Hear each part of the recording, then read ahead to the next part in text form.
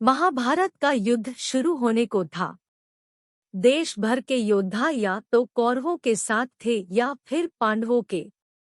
इसी बीच महाबली भीम के पौत्र बर्बरीक भी बढ़ रहे थे कुरुक्षेत्र की ओर। श्री कृष्ण को जैसे ही पता चला कि बर्बरीक रणभूमि की तरफ आ रहे हैं, तो वह आशंका से घिर उठे। उन्हें डर था कि यह योद्धा कौरवों की सेना के साथ हो जाएगा। बर्बरीक का कौरवों की तरफ से लड़ना यानी पांडवों की हार बेवजह भी नहीं था। श्री कृष्ण का डर अपने पिता घटोत्कच से ज्यादा मायावी और बलशाली थे। बर्बरीक कर्ण की तरह दानी, शक्ति स्वरूपों के अनन्य उपासक। इसी उपासना और गुरु विजय सिद्ध सेन की कृपा से उन्हें मिला था अतुलित बल, इंद्रियों को वश में रखने का वरदान और हमेशा साथ रहने वाले 3 अचूक बाण। ये कोई साधारण बाण ना थे। इन्हें जिस भी लक्ष्य पर चलाया जाता, उसका बेधा जाना तय था। लेकिन अपने दादा भीम का साथ छोड़कर बर्बरीक क्यों लड़ते कौरवों की ओर से? तो जवाब है उनके गुरु की सीख। गुरु ने कहा था कि युद्ध में हमेशा कमजोर का साथ देना। बस इसी को लेकर चिंता थी भगवान कृष्ण को। बर्बरीक जब पांडवों के खेमे में पहुंचे, तो श्री कृष्ण ने बातों ही बातों में उनसे अपने दादा के पक्ष में युद्ध करने के बारे में पूछ लिया। इस पर बर्बरीक ने जवाब दिया कि वह अपने गुरु को वचन दे चुके हैं कि हमेशा कमजोर के साथ ही रहेंगे। इस युद्ध में भी जो हारता दिखेगा, उसी के पाले में खड़े होकर वह युद्ध करने लगेंगे। साथ ही उन्होंने अपने 3 बाणों के गुण भी बताए। केवल 2 बाण विशाल सेना का खात्मा करने के लिए काफी थे। यह सुनना था कि पांडव खेमे में खलबली मच गई। उन्हें लगा कि अगर कौरव हारने लगे, तो बर्बरीक कौरवों की तरफ से युद्ध करने लगेंगे। श्री कृष्ण को भी इस बात का भान था। उन्हें पता था कि इस धर्मयुद्ध में अधर्म की हार तय है, यानी कौरव पराजित होंगे। लेकिन जैसे ही बर्बरीक कौरवों को पराजित होता देखेंगे, तो अपने प्रण के मुताबिक उनकी ओर से युद्ध में उतर जाएंगे। श्री कृष्ण ने बर्बरीक से पूछा कि वह अगर युद्ध ही न करे तो? इस पर बर्बरीक ने जवाब दिया कि ऐसा नहीं हो सकता। वह योद्धा है और युद्ध तो करेंगे ही। गुरु को दिए वचन को भी निभाएंगे। इतना कहते हुए वह बाहर चले गए। पांडव खेमे में इसके बाद मंत्रणा हुई। तय हुआ कि श्री कृष्ण ही इस संकट से उबारने का हल तलाशे। श्री कृष्ण अगले रोज ब्राह्मण वेश में बर्बरीक के पास पहुंचे। तब वह ध्यान में लीन थे। उनके बगल में 3 बाण रखे थे।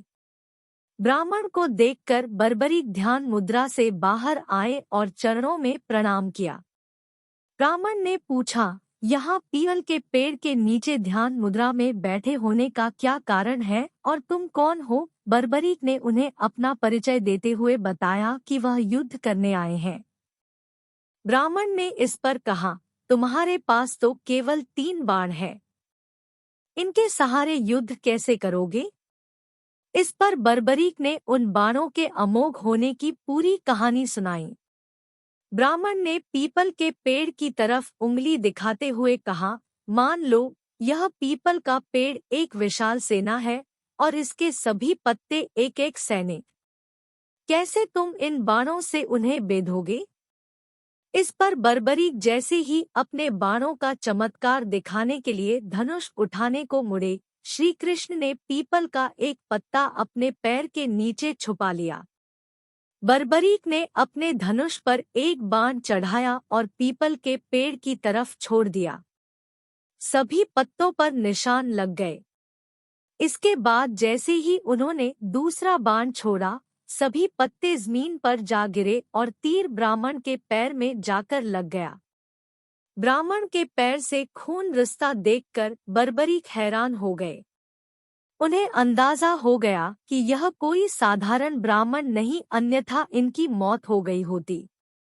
बर्बरीक यह सब सोच ही रहे थे कि ब्राह्मण बने श्री कृष्ण ने कहा, तुम्हारे बाण अचूक और चमत्कृत करने वाले हैं। महाबली, क्या इस ब्राह्मण को कुछ दान नहीं दोगे? बर्बरीक ने कहा, जरूर दूंगा, लेकिन आप मुझे अपने वास्तविक रूप में दर्शन दें। श्री कृष्ण ने जैसे ही अपना रूप दिखाया, बर्बरीक उनके पैरों पर गिर पड़े और बोले, भगवान, जो मांगना हो मांगे। श्री कृष्ण ने उनका शीश मांग लिया। इस पर बर्बरीक ने कहा, लेकिन भगवान, मैं महाभारत का युद्ध देखना चाहता हूँ। मैंने सुना है कि इतना बड़ा युद्ध न तो कभी लड़ा गया और न ही लड़ा जाएगा। यह अवसर मुझसे मत छीनिए। इस पर श्री कृष्ण ने कहा कि धड़ से अलग होने के बाद भी शीश जीवित रहेगा। आंखें सब देख सकेंगी और कान सब सुन सकेंगे।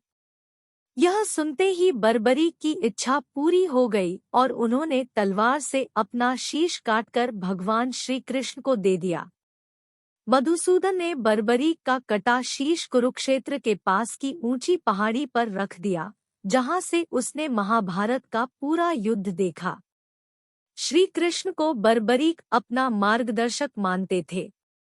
वजह थी, जन्म के बाद जब घटोत्कच उन्हें लेकर द्वारका पहुंचे, तो श्री कृष्ण ने ही उन्हें शक्ति स्वरूपों की उपासना के लिए महिसागर जाने को कहा था। बर्बरीक ने वहीं पर शक्ति स्वरूपों की उपासना की और गुरु विजय सिद्ध सेन की सिद्धि पूरी होने तक उनकी रक्षा की थी। इसी के प्रतिफल में वह अजेय बन सके थे।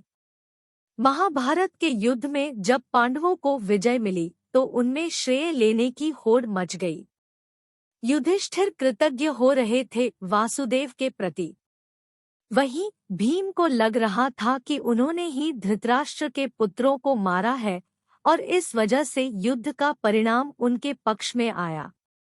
दूसरी ओर अर्जुन भी श्री कृष्ण के प्रति ही कृतज्ञ रहे।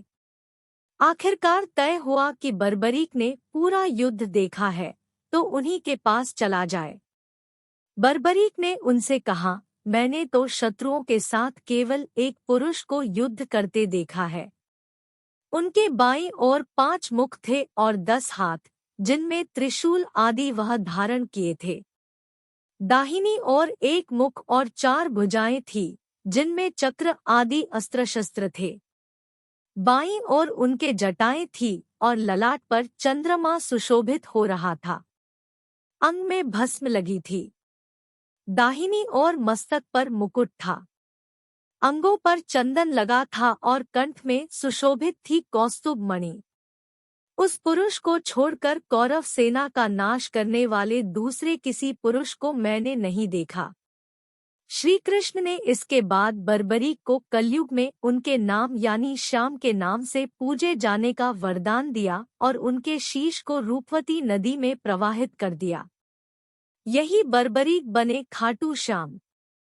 माना जाता है कि कलयुग आने के कई साल बाद बर्बरीक का शीश एक नदी में पाया गया, जिसे राजस्थान के सीकर जिले में श्याम कुंड के पास दफना दिया गया। जिस जगह पर इसे दफनाया गया, उस स्थान को खाटू नाम से जाना जाने लगा। कहते हैं कि जहां शीश दफनाया गया था, उस जगह जब गायें जाती तो उनके थन से दूध रिसने लगता। जब स्थानीय ग्रामीणों ने उस जगह को खोदकर देखा, तो उन्हें एक सिर मिला। ग्रामीणों ने सिर के बारे में पता लगाने के लिए उसे गांव के एक विद्वान ब्राह्मण को सौंप दिया। इसी बीच उस स्थान के राजा रूप सिंह चौहान को स्वप्न में खाटू श्याम ने दर्शन दिए और जहां उनका सिर मिला था, वहां एक मंदिर बनाने की बात कही। राजा ने आदेश का पालन किया। मंदिर का निर्माण कराया और फाल्गुन शुक्ल एकादशी को खाटू श्याम की प्रतिमा स्थापित करवाई। तभी से यहाँ फाल्गुन में 12 दिन का मेला लगता है। चूंकि जहाँ सिर मिला, उस जगह को खाटू नाम से जाना जाता था, इसलिए बर्बरीक को खाटू श्याम कहा जाने लगा।